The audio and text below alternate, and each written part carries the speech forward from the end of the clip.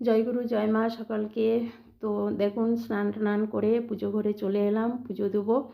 তো পুজোর জন্য সব জোগাড় করে নিয়েছি, ফুল তুলে নিয়েছি, ঠাকুরের থালা বাসন সব ধুয়ে নিয়েছি, আর ভোগ দেব ফল বাতাসা মিষ্টি, তো সেগুলো সব নিয়ে নিয়েছি।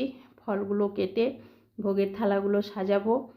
আর এদিকে নিয়ে নিয়েছি গীতা, আজকে শয়ন একাদশী, গীতা পাঠ করব। তো ভোগের থালাগুলো সাজাতে সাজাতে চলুন আজকের একাদশীর কথা শ্রবণ করি। আজকের এই একাদশী হলো দেবসায়নী একাদশী। এটি সকল একাদশীর মধ্যে অন্যতম, শ্রেষ্ঠ আর পুণ্যদায়ক। ধর্মীয় বিশ্বাস অনুযায়ী দেবসায়নী একাদশীর দিন ভগবান বিষ্ণু ক্ষীরসাগরে অনন্তনাগের শয্যায় যোগনিদ্রায় প্রবেশ করেন, আর পরবর্তী 4 মাস এই যোগনিদ্রায় অবস্থান করেন।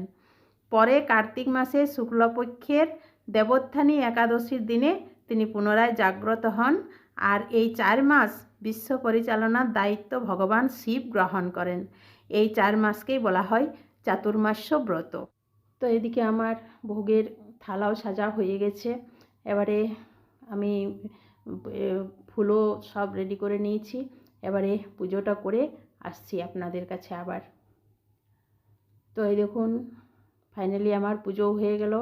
এই যে রাধা মাধবের পুজো, তারপরে আমার গুরুদেব ঠাকুর নিগমানন্দ পরমহংসদেব জগজ্জননী মা সুধাংশুবালা পুজো, তারপর বাড়িতে যেসব দেবদেবী আছেন তাদের পুজো, এবং ভারত সেবাশ্রমের প্রতিষ্ঠাতা প্রণবানন্দজির পুজো, সবগুলো সেরে এবারে আমি একটু গীতা পাঠ করে নেব। তো আজকে আমি গীতার 11 অধ্যায় পাঠ করব। 11 অধ্যায় বিশ্বরূপ দর্শনযোগ, এটা আমার একটা ফেভারিট অধ্যায়। তো চলুন এবারে আমরা গীতা পাঠ শ্রবণ করি। ওম শ্রী পরমাত্মনে নমঃ।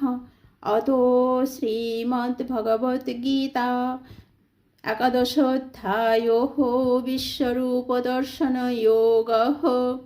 অর্জুন উবাচ মদোনুগ্রহায় পরমং গুহ্যমধ্যাত্মসংগীতং যত্তা যুক্তকবচস্তেন মোহয়ং বিগতো মম। অর্জুন বললেন, আমার প্রতি অনুগ্রহ করে তুমি যে আধ্যাত্মতত্ত্ব সম্বন্ধীয় পরম গুহ্য উপদেশ আমাকে দিয়েছ, তার দ্বারা আমার এই মোহ দূর